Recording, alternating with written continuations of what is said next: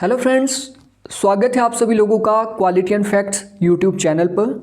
दोस्तों, आज मैं आपके सामने लेके आया हूँ बिहार पीजीटी पॉलिटिकल साइंस का पेपर जो कि 22 जुलाई को आयोजित किया गया था, 22 जुलाई 2024।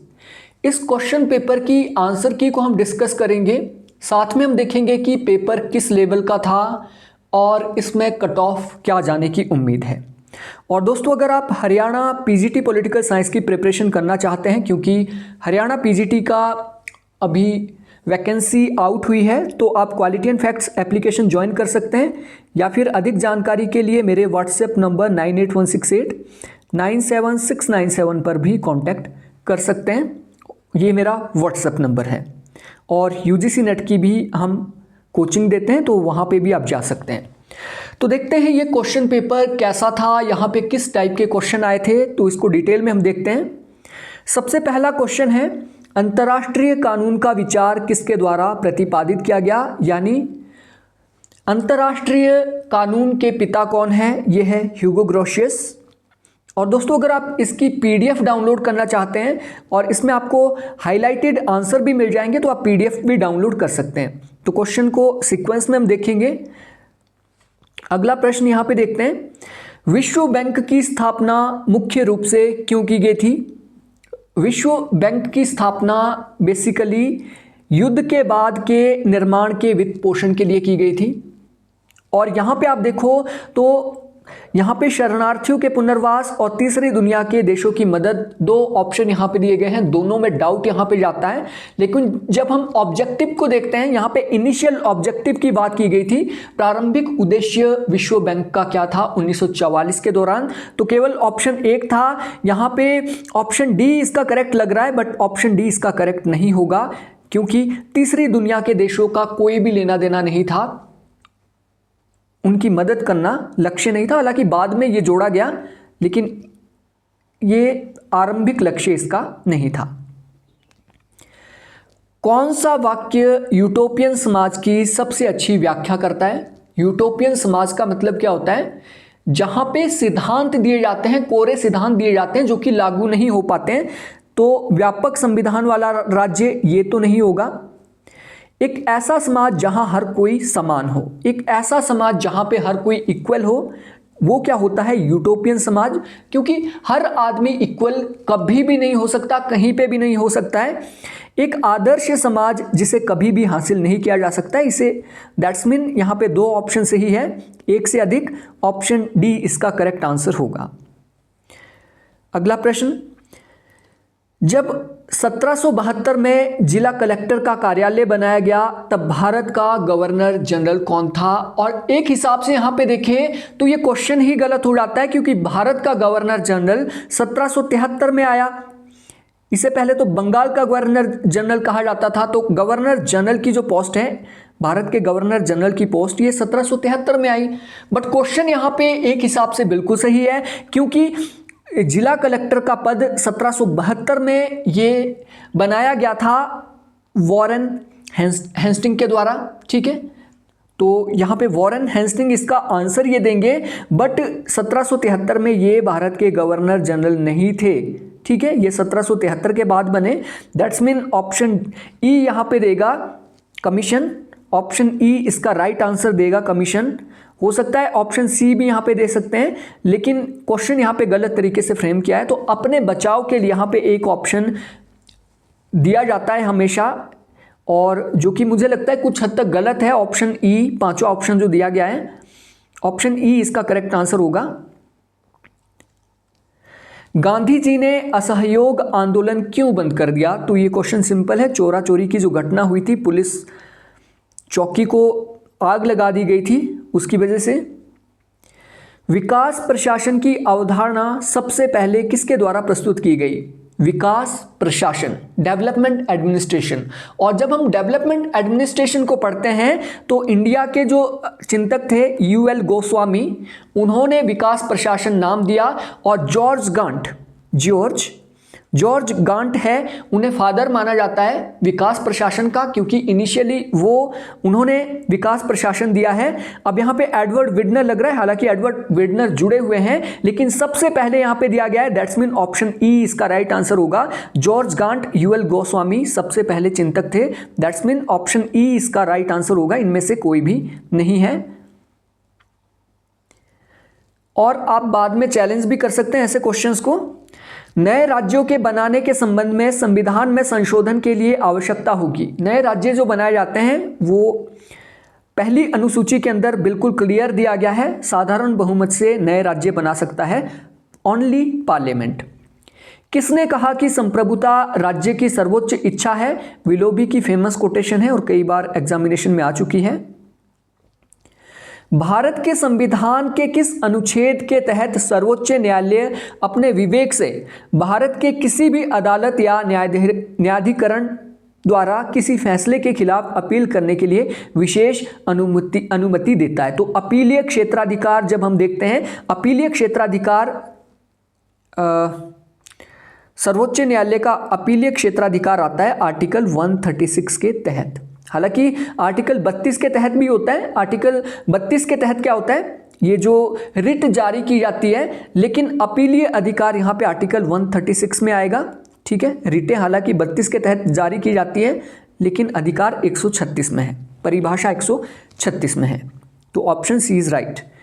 निम्नलिखित में से किसने 1929 में खुदाई खिदमतगार का आयोजन किया? तो खान अब्दुल गफ्फार खान ने किया था। यहाँ पे कोई भी ऑप्शन नहीं है, that's mean option E right, इनमें से कोई भी नहीं। कानून के शासन का सिद्धांत किसके द्वारा प्रतिपादित किया गया? तो कानून का सिद्धांत ये ब्रिटेन के लॉर्ड एविडाइसी, इन्हें फादर माना जाता है कानून के कानून के सिद्धांत का। बहुसंस्कृतिवाद निम्नलिखित में से विशेष अधिकारों की रक्षा करना चाहता है। किनके अधिकारों की रक्षा की जाती है बहुसंस्कृतिवाद के द्वारा?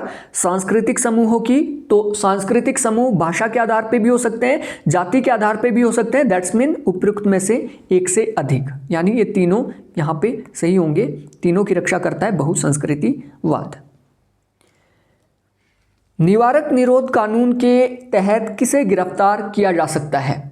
ये जो डिटरेंस होता है निवारक निरोध कानून, इसके तहत पहले देखिए संदेह के आधार पर किसी भी नागरिक को, जिसके ऊपर संदेह हो, ये डाउट हो कि ये आदमी किसी क्रिमिनल एक्टिविटीज में हो सकता है या फिर नेशनल सिक्योरिटी को इससे हानि हो सकती है। बट हम देखते हैं आतंकवादी, तस्कर, कालाबाजारी करने वाले, यानी लगता है कि ये आतंकवादी है और ये आतंकवाद के द्वारा नेशनल सिक्योरिटी को थ्रेट पहुंचा सकता है।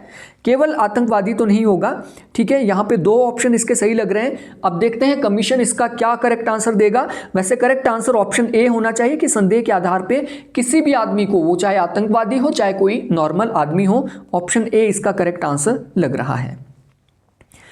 निम्नलिखित में से किसे लोकतांत्रिक समाजवाद का तत्व नहीं माना जाएगा? लोकतांत्रिक समाजवाद का बेसिकली मतलब होता है जो धीरे धीरे इवोल्यूशन के द्वारा समाजवाद लाना चाहता है। तो लोकतांत्रिक समाजवाद का ऑपोजिट जो होता है वो होता है क्रांतिकारी समाजवाद।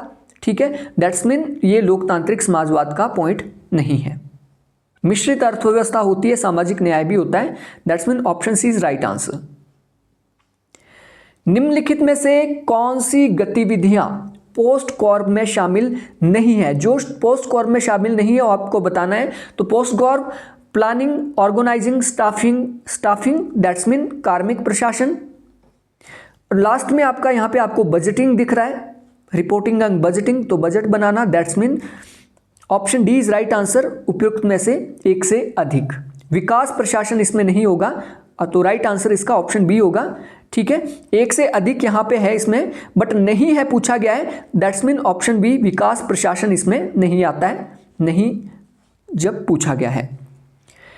निम्नलिखित में से किसने गिल्ड समाजवाद के विकास में मदद की? देखिए गिल्ड समाजवाद के जो प्रणेता है वो जीडीएच कॉल माने जाते हैं, लेकिन ए.आर. ऑरेंज और ए.जे. पेंटी इन्होंने भी गिल्ड समाजवाद के विकास में योगदान दिया है, that's mean option D is right answer. Option D इसका सही उत्तर होगा। निम्नलिखित में से किसने भारत में स्वतंत्रता आंदोलन के दौरान 1930 में ब्रिटिश सरकार द्वारा आयोजित प्रथम गोलमेज सम्मेलन का बहिष्कार किया था? फर्स्ट राउंड टेबल जो कॉन्फ्रेंस हुई थी 1930 में, कांग्रेस ने इसमें भाग नहीं लिया था। नाजीवाद में लेवेंस्ट्रम की अवधारणा किससे जुड़ी हुई है? देखिए, लेवेंस्ट्रम का मतलब होता है अपने भूमि का विस्तार करना, अपने क्षेत्र का विस्तार करना, अपने साम्राज्य का विस्तार करना। That's mean option C is right answer, क्षेत्र का विस्तार। सरदार पटेल संबंधित थे बारडोली आंदोलन के साथ, ये दूसरे आंदोलन के साथ संबंधित नहीं थे। Option B is right answer. उदारवाद का सबसे आवश्यक सिद्धांत है, लिबरलिज्म का सबसे इंपॉर्टेंट सिद्धांत क्या है? लोकतंत्र। बिल्कुल, यह सामाजिक न्याय की भी बात करता है। देखिए, उदारवाद समानता की बात नहीं करता है, समानता की बात एक्चुअल में कम्युनिज्म करता है। देखिए, उदारवाद और साम्यवाद दो ऑपोजिट धड़े हैं। देखिए, जब आपका शीत युद्ध चल रहा था तो लिबर्टी की, उदारवाद की वकालत कौन कर रहा था? अमेरिका। और समानता यानी कम्युनिज्म की वकालत कौन कर रहा था? ये कर रहे थे आपके कम्युनिस्ट। तो समानता यहां पे नहीं होगा एज सच, बट समानता आज के लिबरलिज्म में ली जाती है। दैट्स मीन दो तो यहां पे सही है। इसका करेक्ट आंसर ऑप्शन डी होगा, उपयुक्त में से एक से अधिक। लोकतंत्र और सामाजिक न्याय, क्योंकि यहाँ पे हमारे पास पता है समानता हालांकि ये कम्युनिज्म का पार्ट है, बट समानता उदारवाद में भी कुछ हद तक दी जाती है, यानी सभी को समान माना जाता है उसमें भी। तो ऑप्शन डी इसका राइट आंसर होगा। निम्नलिखित में से किसने सबसे पहले अपनी पुस्तक गुलामगिरी में पिछड़े वर्गों के उत्पीड़न के खिलाफ आवाज उठाई? तो सबसे पहले का क्या मतलब है यहाँ पे? गुलामगिरी किसकी किताब है? ओनली ज्योतिबा राव फुले की है, तो ज्योतिबा राव फुले करेक्ट आंसर होगा। रिकार्डो की मजदूरी और लगान की अवधारणा ने निम्नलिखित में से किसको काफी हद तक प्रभावित किया? देखिए, रिकार्डो श्रम सिद्धांत जो रिकार्डो का था ये कार्ल मार्क्स ने अडॉप्ट किया। अब यहाँ पे जेस चक्की नहीं होगा, ये मिल होगा, तो मिल तो प्रभावित नहीं थे, और एडम स्मिथ से उल्टा प्रभावित थे Ricardo. That's mean only option B is right answer, Karl Marx.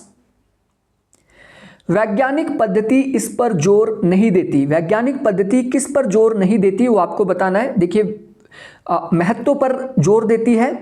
वैज्ञानिक पद्धति महत्व पर जोर देती है, यानी हमें केवल इंपॉर्टेंट जो चीज़ें होती है, इंपॉर्टेंस जिस चीज़ की होती है उसके ऊपर हम फोकस करते हैं। ये एम्पिरिसिज्म यानी अनुभववाद के ऊपर जोर देती है, यानी अनुभव के आधार पे जो चीज़ें परखी जा सके, सेंसेस के आधार पे जो चीज़ें परखी जा सके उसी चीज़ को हम अडॉप्ट करते हैं। ये वस्तुनिष्ठता के ऊपर भी जोर देती है, ऑब्जेक्टिविटी, यानी ऐसी नॉलेज हम लाएंगे जो कि यूनिवर्सल ट्रूथ हो। ठीक है, तो यहाँ पे महत्व कुछ हद तक लग रहा है कि महत्व यहाँ पे सही नहीं होगा, महत्व पर ये जोर नहीं देती है, लेकिन ऐसा कहना सही नहीं होगा।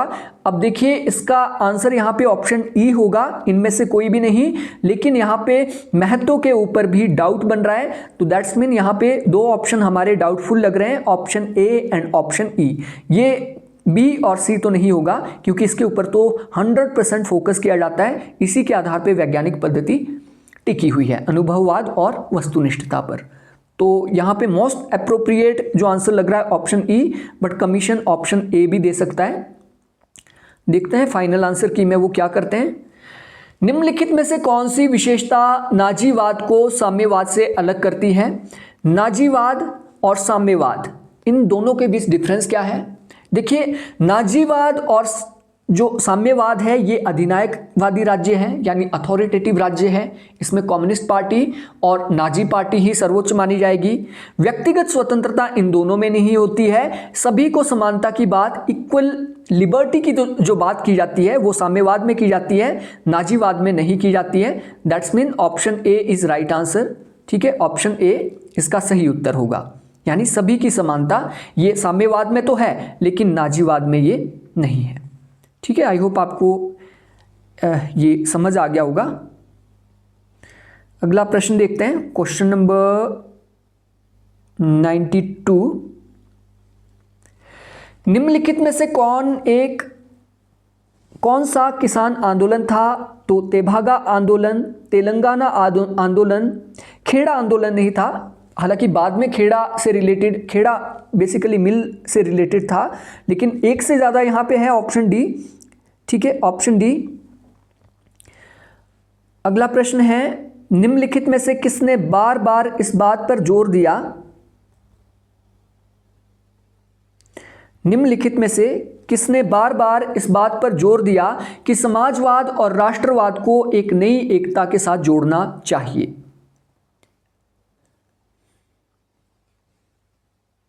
सॉरी, ओके, तो यहां पे क्वेश्चन सिंपल है, किसने ये जोर दिया कि समाजवाद को राष्ट्रवाद के साथ जोड़ना चाहिए, यानी समाजवाद वो होगा जो राष्ट्र के लिए सही होगा, यानी सेल्फ सफिशिएंट राष्ट्रवाद की बात किसने की, समाजवाद ऐसा होगा जो राष्ट्र। तो देखिए बेनिटो मुसोलिनी जो है ये फादर माने जाते हैं फासिज्म के, और फासिज्म की जो अवधारणा है वो आगे चलकर हिटलर ने अपनाई, यानी फासिज्म और नाजिज्म, इसके दोनों आंसर सही हो सकते हैं। ऑप्शन डी इसका सही आंसर हो सकता है। ऑथेंटिक सोर्सेज जब हम देखते हैं तो कहीं ना कहीं ये दोनों से मिलता है। इसमें बेनिटो मुसोलिनी भी आ जाते हैं, इसमें हिटलर भी आ जाते हैं, जिन्होंने सेल्फ सफिशिएंट इकोनॉमी की बात की। समाजवाद देश के अंदर होगा जो कि राष्ट्रवाद डिसाइड करेगा। ठीक है, लेकिन एडोल्फ हिटलर भी काफी लोग इसका आंसर बता रहे हैं, लेनिन तो नहीं होगा, ये डेफिनेट है। निम्नलिखित में से कौन संस्थागत दृष्टिकोण से संबंधित है? देखिए आर्थर एफ बेंटले 1908 की किताब इनकी याद कीजिए, पहली किताब है जिसने संस्थागत दृष्टिकोण को अपनाया था। उसके बाद जेम्स ब्राइस संस्थागत दृष्टिकोण इन्होंने अपनाया है। जो बी मेरियम है ये व्यवहारवाद के साथ जुड़े हुए हैं। दैट्स मीन एक से ज्यादा यहां पे आंसर इसके हैं। Option D is right answer. फासिस्टों के अनुसार लोकतंत्र का सबसे सच्चा स्वरूप क्या है? फासिज्म मुसोलिनी के अनुसार लोकतंत्र का सबसे सच्चा रूप क्या है? अभिजात वर्ग की तानाशाही, या फिर अभिजात वर्ग जो होता है, एलीट क्लास जो लोकतंत्र स्थापित करता है। Option B is right answer. किसने कहा स्वतंत्रता ओवर गवर्नमेंट के विपरीत है, यानी स्वतंत्रता अति शासन का विलोम है? स्वतंत्रता अति शासन का विलोम है, ये सीले नहीं होगा, ये सीले हैं, सीले ने ये कहा है, Seeley is right answer. Option B. मतदान की विभेदक प्रणाली, जहां बेहतर योग्य व्यक्ति या जिनके हित दांव पर अधिक हो उन्हें कम योग्य लोगों की तुलना में अधिक वोट दिए जाते हैं, उसे कहा जाता है संचयी प्रणाली। संचयी प्रणाली यानी जहां पे जो ज्यादा इफेक्ट हो रहा है उनको ज्यादा वोट दिए जाएंगे। शास्त्रीय लोकतंत्र की आलोचना के रूप में लोकतंत्र का यथार्थवादी सिद्धांत किसके द्वारा दिया गया था? देखिए शास्त्रीय लोकतंत्र की आलोचना की है शुम्पीटर द्वारा। शुम्पीटर ने की है। रियल वर्ल्ड ऑफ डेमोक्रेसी आप देखते हैं, मॉडर्न डेमोक्रेसी के ऊपर इन्होंने काम किया है। Option C is right answer. Classical लोकतंत्र की आलोचना करके इन्होंने यथार्थवादी सिद्धांत दिया है। निम्नलिखित में से कौन सा द्विदलीय प्रणाली का सबसे महत्वपूर्ण लाभ है? टू पार्टी सिस्टम का लाभ क्या है? इस प्रणाली में सरकारें अधिक स्थिर होती है। टू पार्टी सिस्टम में बिल्कुल सही। पहले एक पार्टी आएगी, उसके बाद दूसरी आएगी, फिर इनके बीच ही कंपटीशन होगा। जहां पे मल्टी पार्टी सिस्टम होता है वहां पे गठबंधन बनता है और गठबंधन कभी भी तोड़ा जा सकता है। दैट्स मीन ये कथन बिल्कुल सही है। प्रेस पार्टी की गतिविधियों को पूरी तरीके से रिपोर्ट करने में सक्षम होता है। बिल्कुल पार्टी की गतिविधियां यहाँ पे सक्षम तरीके से की जाती है, क्योंकि यहाँ पे दबाव नहीं होता है, तानाशाही यहाँ पे नहीं होती, प्रेस पर सेंसरशिप नहीं लग सकता है। पार्टी अनुशासनहीनता कम हो जाती है। बिल्कुल सही। Option D is right answer. यहाँ पे एक से ज्यादा इसके सही उत्तर है। आनुपातिक प्रतिनिधित्व प्रणाली के सुनिश्चित होने की अधिक संभावना है। देखिए आनुपातिक प्रतिनिधित्व प्रणाली कहां पे अडॉप्ट की जाती है? जहां पे अल्पसंख्यकों को प्रतिनिधित्व दिया जाता है। ठीक है। निम्नलिखित में से कौन प्रत्यक्ष लोकतांत्रिक उपकरण है, यानी डायरेक्ट डेमोक्रेसी? ये रिकॉल के द्वारा, इनिशिएटिव के द्वारा, प्लेबिसाइड के द्वारा। दैट्स मीन ऑप्शन डी एक में से ज्यादा ऑप्शन यहां पे सही है। चुनाव जीतने वाले राजनीतिक दलों में से और उनके द्वारा सरकारी सेवकों की नियुक्ति की प्रथा क्या कहलाती है? देखिए, चुनाव जीत लिया, चुनाव जीतने के बाद मैंने अपने सगे संबंधियों को पोस्ट पे लगा दिया, बड़े बड़े पदों पे भेज दिया, तो ये लूट सिस्टम है, स्पॉइल सिस्टम इसे कहा जाता है, जो कि अमेरिका में पाया जाता है। निम्नलिखित में से कौन सा कार्यपालिका का न्यायिक कार्य है? कार्यपालिका का न्यायिक कार्य का मतलब क्या हुआ? कार्यपालिका कौन है? राष्ट्रपति। राष्ट्रपति न्याय कहां पे करते हैं? महाभियोग कार्यपालिका का न्यायिक कार्य है। जिन व्यक्तियों को मृत्युदंड दिया जाता है, राष्ट्रपति उन्हें न्याय देता है। विधायी विशेषाधिकारों की रक्षा करना, और उपयुक्त में से एक से अधिक। देखिए, महाभियोग कौन चलाता है? महाभियोग राष्ट्रपति तो नहीं चलाते हैं। महाभियोग राष्ट्रपति पे चलाया जा सकता है। दैट्स मीन महाभियोग किसका कार्य है? यह है विधायिका का। ठीक है, ये विधायिका न्यायिक कार्य करती है जब महाभियोग चलाया जाता है। जिन व्यक्तियों को मृत्युदंड में राहत दी जाती है, आर्टिकल 72 के तहत न्यायिक कार्य करता है राष्ट्रपति यानी कार्यपालिका, ये बिल्कुल सही है। विधायी विशेषाधिकारों की रक्षा करना, विधायी विशेषाधिकारों की रक्षा करना, तो ये विधायिका का न्यायिक कार्य है। ऑप्शन डी इसका करेक्ट आंसर नहीं होगा, इसका correct answer only option B होगा। Option B is right answer. जिन व्यक्तियों को मृत्युदंड दिया जाता है, कार्यपालिका यानी राष्ट्रपति उन्हें मृत्युदंड से माफ कर सकती है, उनका मृत्युदंड। महाभियोग विधायिका चलाती है। विधायी विशेषाधिकारों की रक्षा ये विधायिका का न्यायिक कार्य है। Option B is right answer. Question number 105, प्रतिनिधित्व के बिना कराधान नहीं। प्रतिनिधित्व नहीं तो टैक्स नहीं। ये आंदोलन अमेरिकी स्वतंत्रता संग्राम के दौरान शुरू हुआ था 1776 में। ठीक है, तो option A is right answer. प्रतिनिधित्व नहीं, रिप्रेजेंटेशन नहीं तो टैक्स नहीं। शांति के लिए परमाणु, एटम फॉर पीस अवधारणा किसने दी? ये दी है आइजनहावर ने, अमेरिका के राष्ट्रपति ने। The end of history and the last man पुस्तक के लेखक है फ्रांसिस फुकुयामा। 1992 के अंदर इन्होंने ये किताब लिखी। यह कथन, हम एक संविधान के अधीन हैं, लेकिन संविधान वो है जो न्यायाधीश कहते हैं, ये किस देश की न्यायपालिका को संदर्भित करती है? तो ये यूएसए के संविधान को संदर्भित करती है।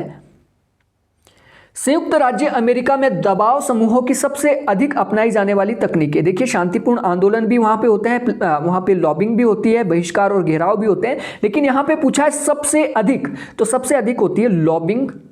Option B is right answer. प्रकृति की स्थिति पर लॉक का विचार है, ये पूर्व सामाजिक और पूर्व राजनीतिक है। ये पूर्व राजनीतिक है बिल्कुल, ये पूर्व सामाजिक है बिल्कुल। That's mean option D is right answer. Option A भी है, क्योंकि पूर्व सामाजिक पूर्व राजनीतिक यहां पे दिया है, यहां पे पूर्व राजनीतिक दिया है, यहां पे पूर्व सामाजिक दिया है।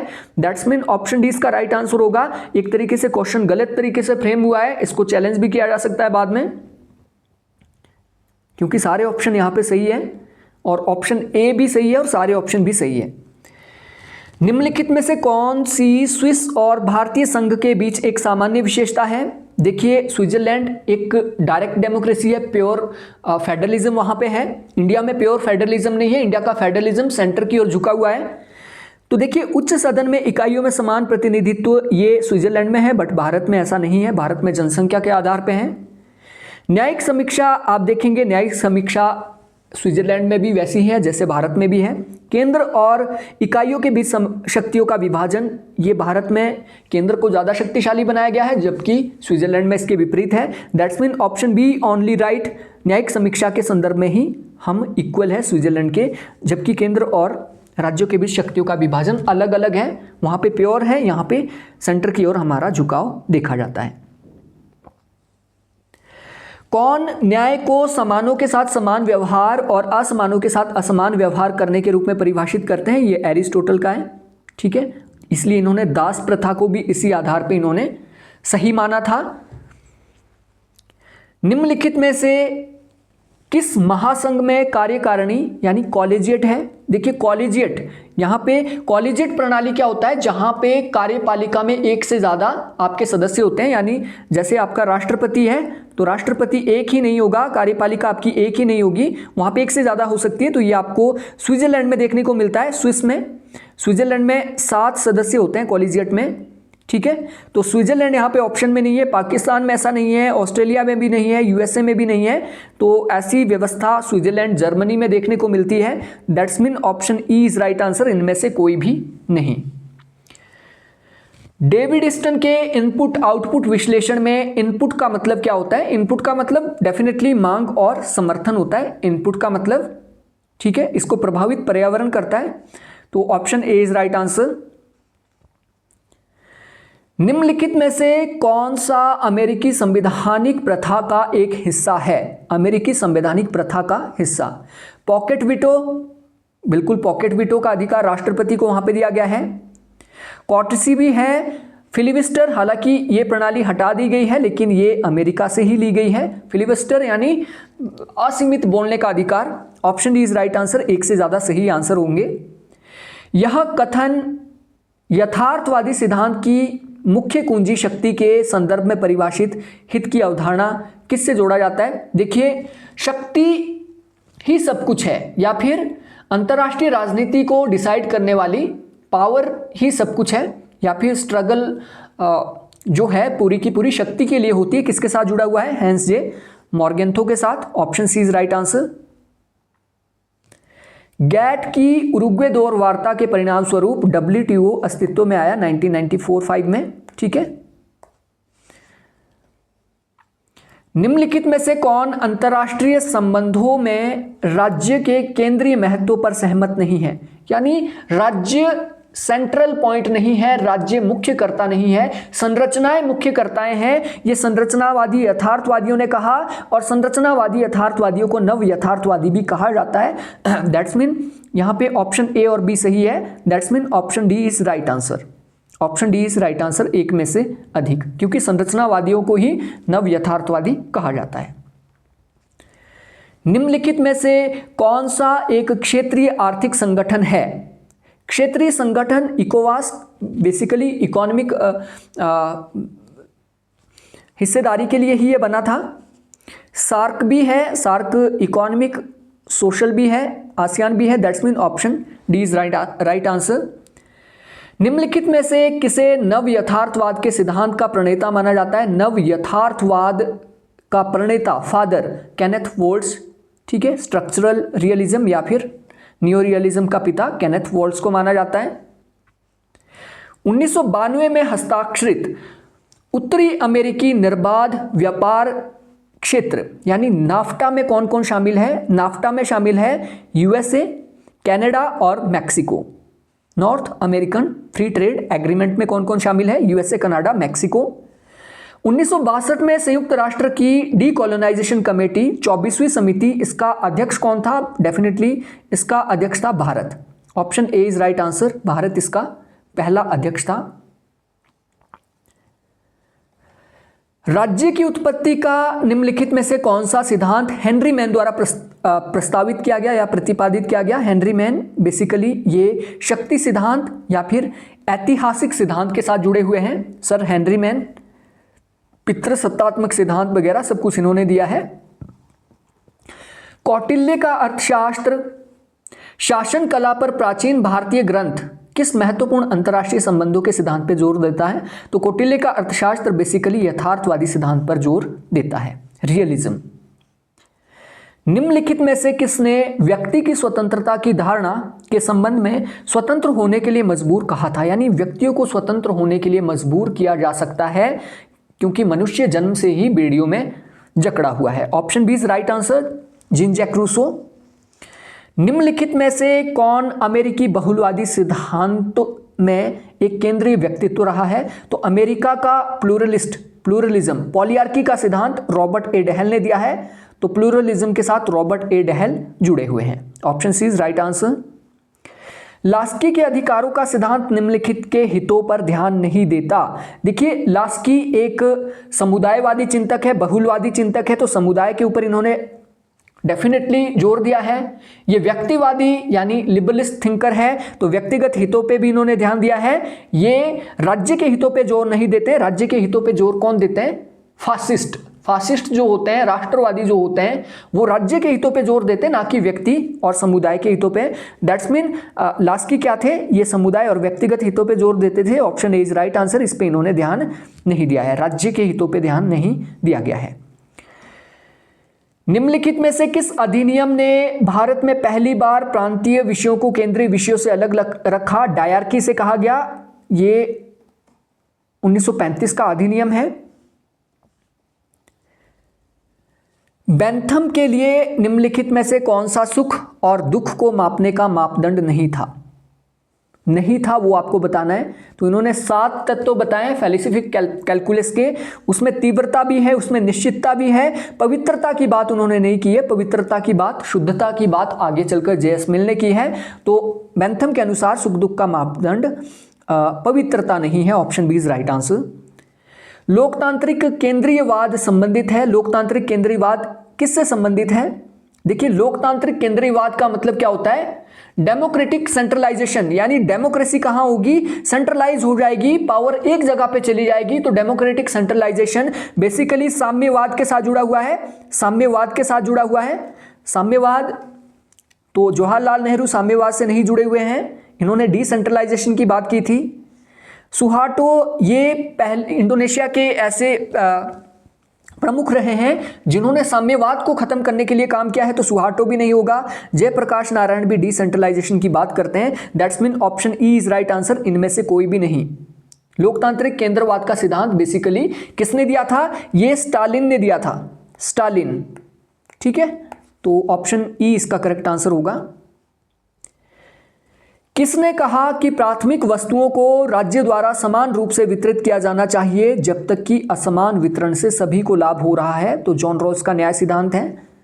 किसने कहा जहां कोई कानून नहीं वहां कोई स्वतंत्रता नहीं? ये जॉन लॉक है। ये डायरेक्ट क्वेश्चन यहां पे पूछे गए हैं प्रीवियस ईयर क्वेश्चन पेपर से। राष्ट्रीय मानवाधिकार आयोग एक वैधानिक निकाय है, कार्यकारी निकाय है, संवैधानिक? देखिए, संवैधानिक निकाय नहीं है क्योंकि संविधान में कहीं भी इसका वर्णन नहीं है। तो ये एक प्रकार का वैधानिक निकाय है। आश्वासन समिति एक साधन है। देखिए, आश्वासन समिति यानी कार्यपालिका के द्वारा जो आश्वासन किए जाते हैं, क्या वो फुलफिलमेंट हुए हैं, उनकी पूर्ति की गई है या नहीं? दैट्स मीन ये कार्यकारी नियंत्रण का एक साधन है। नवीन लोक प्रबंधन के संबंध में निम्नलिखित में से कौन सा कथन सही नहीं है? सही नहीं है वो आपको बताना है। न्यू पब्लिक मैनेजमेंट के बारे में क्वेश्चन है। देखिए, न्यू पब्लिक मैनेजमेंट क्या है? यह सार्वजनिक हित को कायम रखता है, ये गलत है। इसकी आलोचना ही इसी आधार पे की जाती है कि जो न्यू पब्लिक मैनेजमेंट है इसमें सार्वजनिक हित नहीं बल्कि ज्यादा से ज्यादा लाभ कैसे कमाया जाए उसके ऊपर फोकस किया जाता है। That's mean option A is right answer. ठीक है, ये ऑटोनॉमी की बात करता है, बिल्कुल सही है। ये बाजार ओरिएंटेड है, मार्केट ओरिएंटेड है, ये भी सही है। That's mean option A is right. ये सही नहीं है नव लोक प्रबंधन के बारे में। ग्रेट ब्रिटेन में ईस्ट इंडिया कंपनी के लिए स्थायी सिविल सेवकों की भर्ती के लिए योग्यता प्रणाली किस वर्ष शुरू की गई? ये 1855 में शुरू की गई थी। मेयो के मानव संबंध अध्ययन में जो बहुत कम काम करता है उसे क्या कहा जाता है? दर बिगाड़ने वाला। देखिए, 3 चीजें उन्होंने यूज की है। जो उनका हावर्थन परीक्षण हुआ था, चापलूस को इन्होंने कहा था कबूतर का बच्चा। ठीक है, दर बिगाड़ने वाले को इन्होंने कहा था रेट बस्टर। रेट बस्टर यानी जो दर को बिगाड़ देता है, बहुत ज्यादा काम करता है। रेट चिसलर होता है जो बहुत कम काम करता है। ठीक है, बहुत कम काम करता है। तो सॉरी, इसका करेक्ट आंसर ऑप्शन सी ही होगा। देखिए, जो बहुत कम काम करता है उसे कहा जाता है रेट चिसलर। बस्टर होता है जो बहुत ज्यादा काम करता है। तो करेक्ट आंसर क्या हो गया इसका? Option C is right answer. रेट चिसलर जो बहुत कम काम करता है। ठीक है, तो सी। भारतीय संसद बजट के ऑडिट पर किसके द्वारा नियंत्रण रखती है? देखिए, बजट का जो ऑडिट किया जाता है वो लोक लेखा समिति द्वारा उसके ऊपर नियंत्रण रखा जाता है। पदानुक्रम को स्केलर चेन किसने कहा था? स्केलर प्रक्रिया किसने कहा था? पदानुक्रम को ये कहा था मूने और रिले ने। निम्नलिखित में से किसकी सिफारिश के अलावा कोई भी धन विधेयक संसद में पेश नहीं किया जाता? देखिए, धन विधेयक को पेश करने से पहले राष्ट्रपति की सिफारिश लेना जरूरी होता है। That's mean option E is right answer, राष्ट्रपति की सिफारिश। इनमें से कोई भी नहीं। लोकसभा अध्यक्ष ये डिसाइड करता है कि कौन सा धन विधेयक है, कौन सा नहीं है, लेकिन सिफारिश कौन करता है? राष्ट्रपति। That's mean option E is right answer. Question number 141, प्रेरणा का एक्स सिद्धांत किसने दिया? प्रेरणा का एक्स सिद्धांत दिया है डगलस मैकग्रेगर ने। डगलस मैकग्रेगर, एक्स वाई सिद्धांत है ये। मैस्लो ने नीड हायरार्की दी है, तो एक में से ज्यादा नहीं हो सकते हैं, ठीक है। Option B is right answer. Mandal योजना की सिफारिश किसके द्वारा दी गई? मंडल योजना की सिफारिश दी गई थी अशोक मेहता कमेटी 1978 के द्वारा। निम्नलिखित में से किस मामले में पहले संवैधानिक संशोधन अदालत में चुनौती दी गई थी? देखिए, सिंपल सा क्वेश्चन है। पहला संवैधानिक संशोधन को चुनौती शंकरी प्रसाद बनाम भारत संघ में दी गई थी। 1951 में ये हुआ था, पहले संवैधानिक संशोधन को चुनौती। तो केशवानंद भारती काफी लोग बोल रहे हैं, लेकिन ये तो 1973 में हुआ। तो पहला संवैधानिक संशोधन कब हो गया? 1950 में हुआ था और 1951 में चुनौती दी शंकरी प्रसाद केस के द्वारा। अनुमानित व्यय के संबंध में लोकसभा द्वारा अग्रिम रूप से दिया गया अनुदान कहलाता है वोट ऑन अकाउंट, यानी vote on account. Option A is right answer.